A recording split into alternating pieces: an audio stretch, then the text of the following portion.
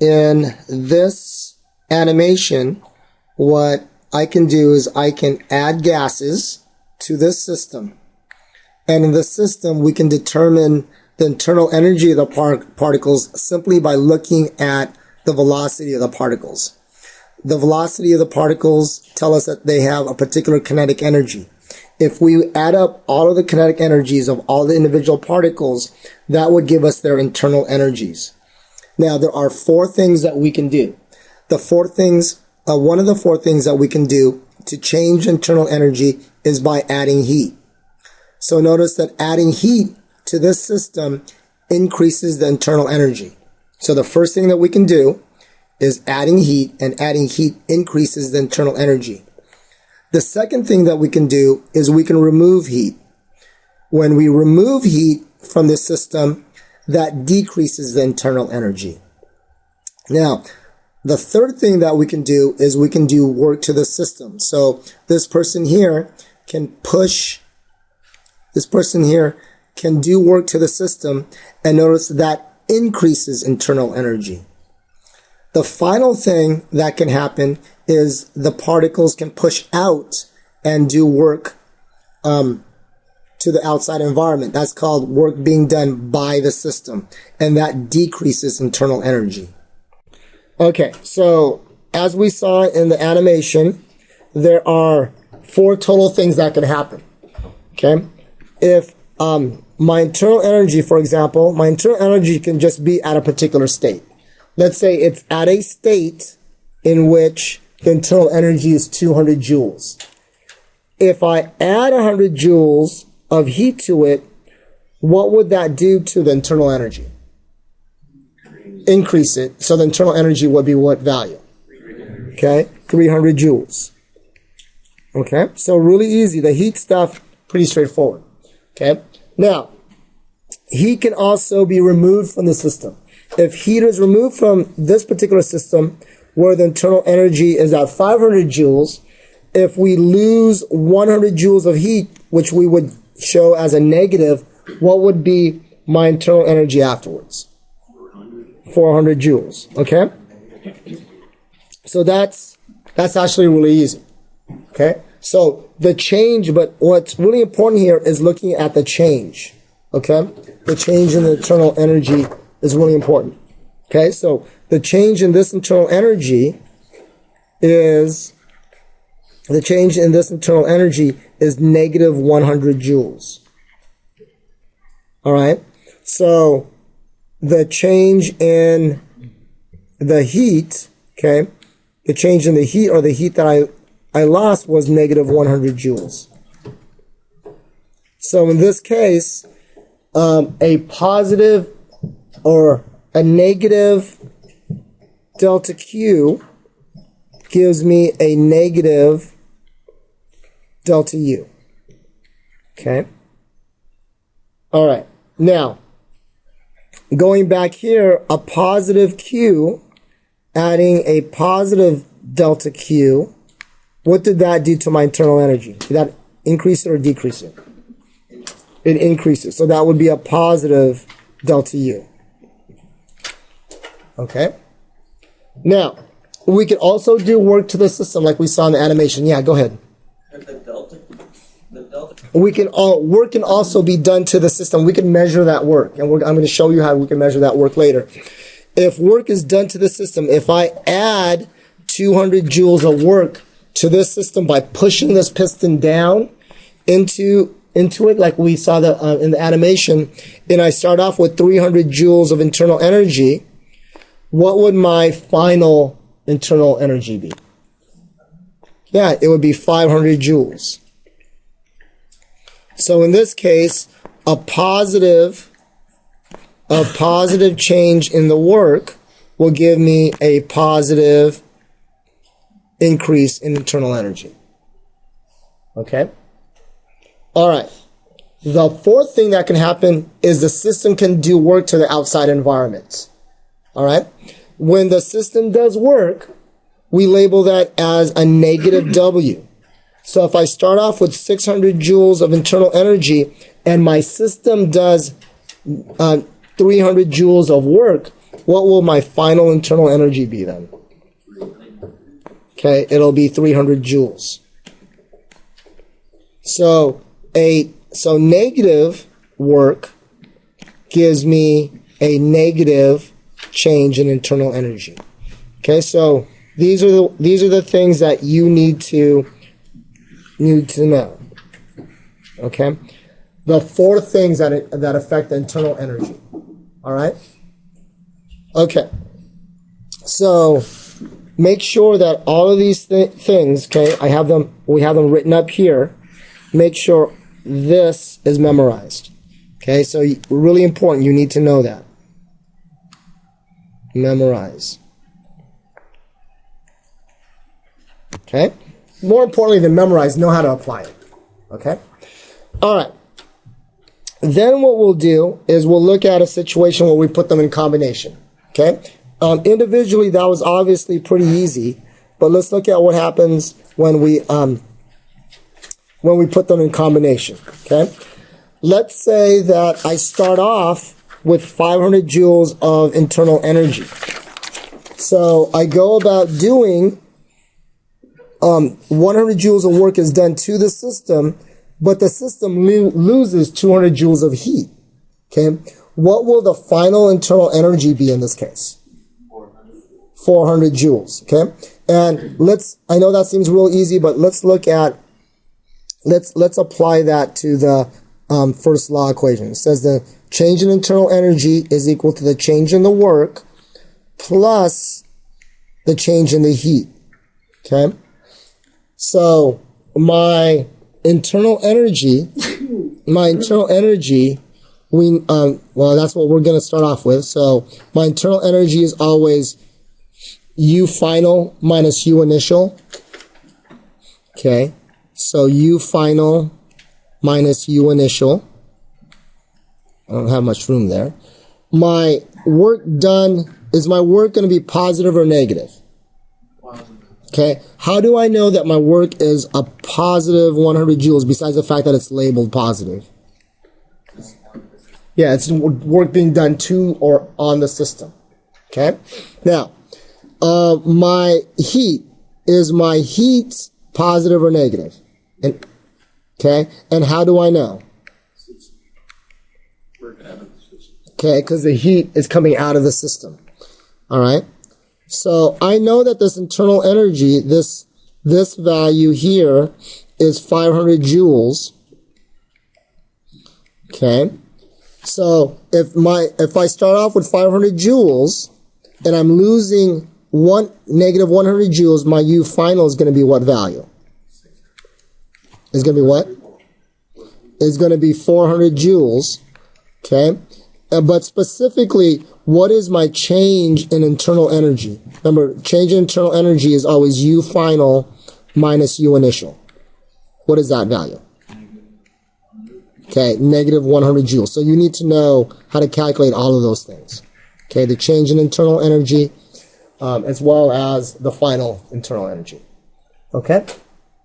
All right, so I would venture to guess that this is a pretty easy topic so far, right? There's only 4 things that can happen. You can either add heat can be taken away, work can be done to the system, or work can be done by the system. Obviously, if we just left it to that scenario, this would be physics 1. Okay? We add other things to it, and let's look at some of those other things that we're going to look at. So this first example says 3 moles of N2, which is nitrogen gas, are in a piston at 350 Kelvin.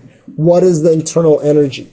So remember, the internal energy equation, this is the one you have to have memorized, is U is equal to 3 halves NR delta T, or NRT in this case, because we're just looking for it at that particular state.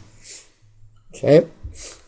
So in your calculators, put in 3 halves. What am I going to put in for N? 3. The number of moles is 3. I'm out of space. I'm going to leave out the units. R is the gas constant of what value? 8.31. Good, 8.31. And what temperature is this at? 350 Kelvin. Okay. Oh, times 350 Kelvin. Let me erase that.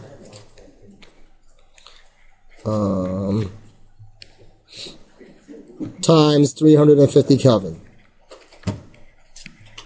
Okay. What value do you guys end up with? What do you get? 13,088. Okay, 13,088 joules. So that's internal energy. Okay. Again, this equation memorized for the memo quiz. Then it says a force of 20,000 newtons pushes the piston down 0.1 meter. What is the new internal energy? So is work being done to the system or by the system? Work is being done to the system. So it's really important that we remember that, because that'll tell us how to either add or take away from internal energy. Now, remember, there's an equation for work that says force times distance. So my work is going to be equal to what force? 20,000. Okay, 20,000 newtons. And what distance am I applying this force? Okay, 0.1 meters. So how much work am I doing? Okay, I'm doing 2,000 joules. But here's the really important part. Because it's being work done to the system, is this going to be a positive or negative 2,000? Okay, really good. Positive 2,000. So if I started off with 13,088 joules, how many joules of internal energy do I have now? Okay, so I'm going to add 2,000 joules. And so that will give me, like I heard someone say 15,000? 15,088. Okay, 15,088 joules. Okay. All right, so still pretty easy as long as we've got the equations, right? Okay, then it says 1,000 joules of heat is lost. What is the new internal energy? All right, so am I going to subtract 1,000 or add 1,000 joules there? Subtract 1,000 joules. So what will be my final internal energy value? Okay, so I'm going to subtract 1,000 joules, and I'm going to get 14,088 joules. Well, wait, you just went way too fast. I don't get it. Okay, so... I'm just kidding. All right. Just want to make sure, okay? Okay, so that sounds pretty easy, all right? Now, the only other thing is this. Remember that so this is the work equation, another equation for work. Okay, so the equations we have for work so far are this equation and this equation here. I know. Mr. Clarion's allergies are really bugging him. I can't even speak right. So here, another way that we can calculate how much work is done is by seeing the change in the volume times the pressure that you apply to that particular volume. Okay? So that's another way of calculating work. So if I take this setup here and I apply a pressure downward like that, so it gets smaller, will this be work done to the system or by the system on the left-hand side? Okay, so this is work done to the system. So is that a positive or negative value? That's a positive value. Okay, so anytime the volume is decreasing, work is being done to the system. Okay, on the right-hand side, notice that... Wouldn't it be a greater than sign? V final is greater than V initial? This refers to the volume, though. Oh. Okay. Yeah, no, it's okay. No, I totally understand what you mean. Now, the final, in the situation in the right, pressure is applied from the particles out to the outside environment. Okay? Now, if that's the case, is work being done to the system or by the system? Okay? Work is being done by the system. Would that be a positive or a negative W? Okay, that would be negative. All right, so this equation has the negative sign out purposefully because that negative sign makes sure that our positives and negatives work out correctly. Okay, so as long as you use this equation with a negative sign out front, everything should work out fine. Okay? Another equation that you need to know when applying this stuff is from before, that the pressure is equal to the force over the area. Okay? So if you get stuck, here's another equation that can help you solve the problem. All right? Okay. So let's look at this final example. This example says, how much does internal energy change if the pressure of a system is 2.5 times 10 to the 5th newtons per meter squared, and the volume increases from 7.1 times 10 to the minus 5 meters cubed to 8.2 times 10 to the minus 5 meters cubed, and 1.5 joules of heat is lost. Okay? Is the work done to or by the system? All right? So, remember, our equation goes like this. Our equation says, the first law says that the change in internal energy is equal to the change in the work plus the change in the heat. Okay? So, my change in internal energy, so we're looking for the change in internal energy. Okay, delta U.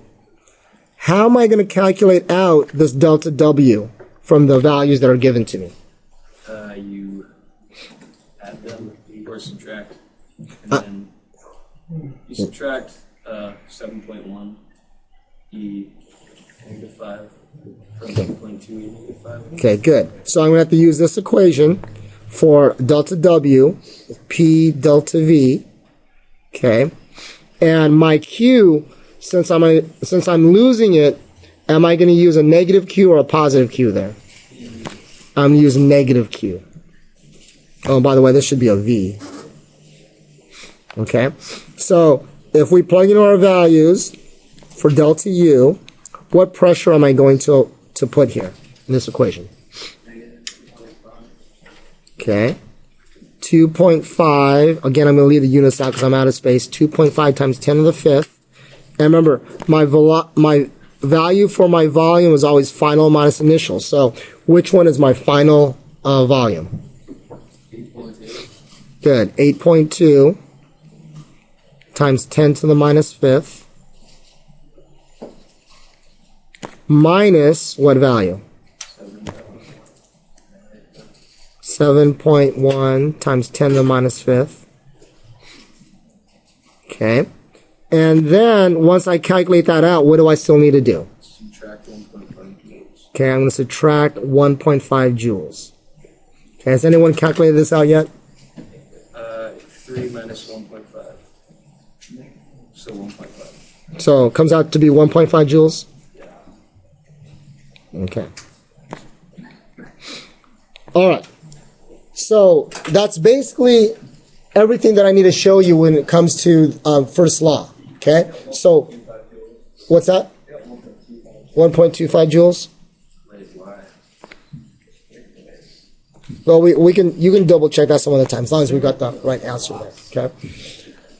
Well, no, because this number that should be negative, right? Because I got the negative sign there. It's negative what? 4.25. Okay. Oh yeah, because it's a negative 3. Yeah. Wait, what? Because this side, the left-hand side should come out negative. Yeah. Okay, and we're subtracting 1.5, so it should still be negative. Okay. All right.